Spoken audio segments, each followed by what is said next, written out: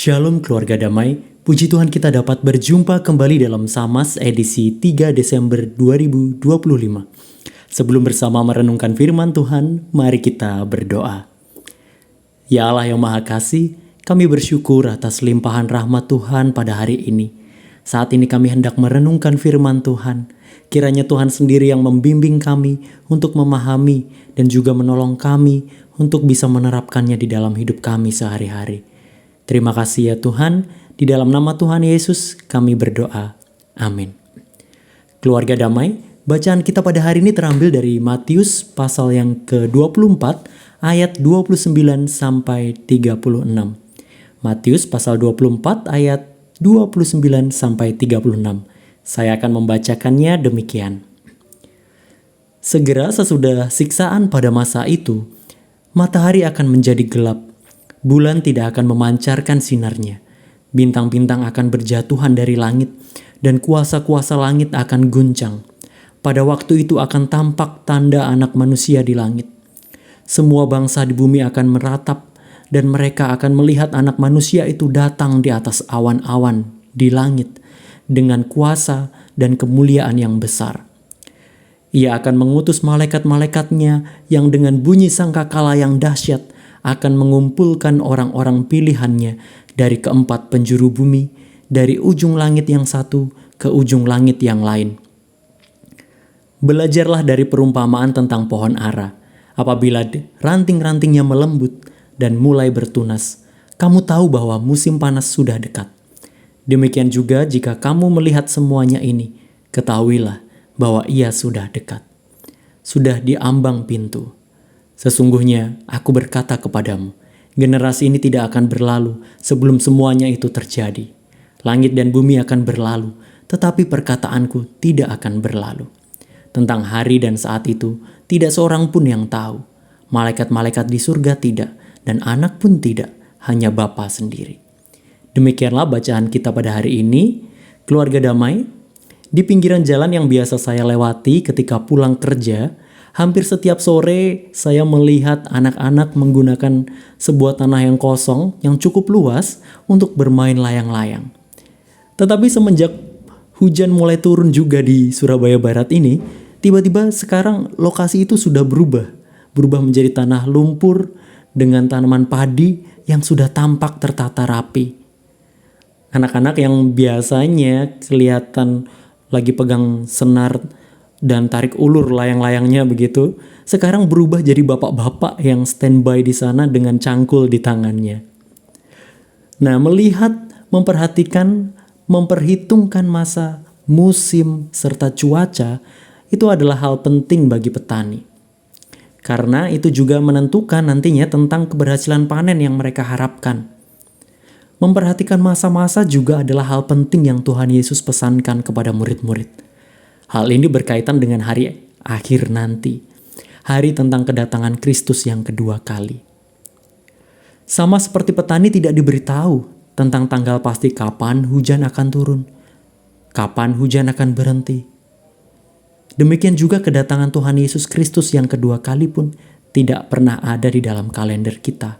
Baik kalender pada masa lampau, masa dulu, maupun kalender pada saat ini, bahkan juga tidak akan ada di kalender di masa yang akan datang. Akan tetapi, Tuhan Yesus memberikan petunjuk, yaitu agar murid-murid memperhatikan dengan baik tentang tanda-tanda ketika waktu itu akan tiba. Dalam tulisan yang kita baca pada ayat yang ke-29 dan 30 menceritakan tentang bagaimana tanda-tanda di langit. Dalam tulisan sebelumnya, kita juga bisa baca secara mandiri. Di ayat-ayat sebelumnya dalam pasal 24, dituliskan juga ketika Tuhan Yesus menyampaikan tentang adanya masa yang penuh dengan penderitaan, penuh dengan kesusahan, penuh dengan kesulitan, dan juga kesengsaraan di dunia ini. Peperangan di mana bangsa bangkit melawan bangsa, kerajaan melawan kerajaan. Ada kelaparan, penyiksaan, pembunuhan, dan kebencian kepada murid-murid Kristus. Lalu orang juga saling membenci. Dan kemudian muncul nabi-nabi serta Mesias yang palsu. Itu semua juga jadi tanda-tanda akhir zaman. Tetapi keluarga damai, Tuhan Yesus menyampaikan bahwa barang siapa yang bertahan akan mendapatkan keselamatan. Mereka yang bertahan akan melihat Tuhan Yesus datang dengan kuasa dan kemuliaannya. Jadi apa yang disampaikan Tuhan Yesus tentang segala penderitaan dan kesusahan tadi bukan ditujukan untuk membuat para murid menjadi takut, melainkan untuk memberikan harapan, memberikan kekuatan, dan untuk mendapatkan keyakinan tentang sebuah perjumpaan yang indah bersama Tuhan Yesus pada akhirnya nanti. Keluarga damai, saat ini kita hidup sebagai anak-anak Tuhan yang sudah diselamatkan melalui Kristus. Pada saat yang sama, kita juga hidup di dalam penantian akan kedatangan Kristus yang kedua kalinya. Dalam hidup di masa yang sekarang ini, kita tidak akan lepas dari hadirnya tantangan, pencobaan, hingga penganiayaan, dan segala hal yang mencoba menjauhkan kita dari Tuhan. Dan kita mungkin juga perlu syukuri kondisi kalau kita mungkin tidak merasakan adanya perang, tidak merasakan adanya kesusahan, tidak ada kelaparan, tidak merasakan adanya penganiayaan. Sebuah kehidupan yang nyaman. Tetapi di balik itu kita juga harus waspada. Jangan sampai itu justru membuat kita lengah dan akhirnya kita direbut oleh si jahat. Melalui perumpamaan tentang pohon ara, Tuhan Yesus mengajak kita semua, murid-muridnya, untuk mampu melihat tanda-tanda yang ada.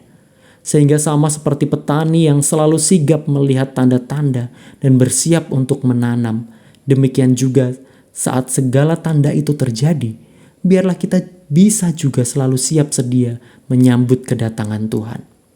Kita diminta untuk selalu berjaga-jaga, dalam arti berusaha untuk tetap tinggal di dalam Kristus. Tinggal di dalam Kristus bukanlah suatu tindakan melarikan diri dari kenyataan kehidupan ini, tetapi tindakan bersandar pada Kristus dan kehidupan yang terus menghasilkan buah sebagai murid Yesus Kristus. Sampai pada akhirnya akhir hayat itu tiba, nanti kita bisa sama seperti Stefanus. Kita dapat melihat langit terbuka dan kita berjumpa dengan Kristus, melihat kemuliaannya dan masuk dalam rangkulan kasih-Nya. Mari kita berdoa. Ya Tuhan, kami bersyukur untuk keselamatan yang Tuhan berikan melalui Tuhan Yesus Kristus. Kami juga bersyukur atas waktu yang Tuhan berikan kepada kami untuk hidup di masa penantian ini. Kiranya Tuhan menolong kami untuk tetap setia tinggal dalam Kristus, hingga kami bisa menyongsong kedatangan Kristus yang kedua. Di dalam nama Tuhan Yesus Kristus, Juru Selamat, kami berdoa. Amin. Keluarga damai, demikian Samas kita pada hari ini. Selamat mensyukuri dan tetap setia menjalani hidup dalam Kristus untuk menyongsong kedatangannya kembali. Tuhan memberkati. Amin.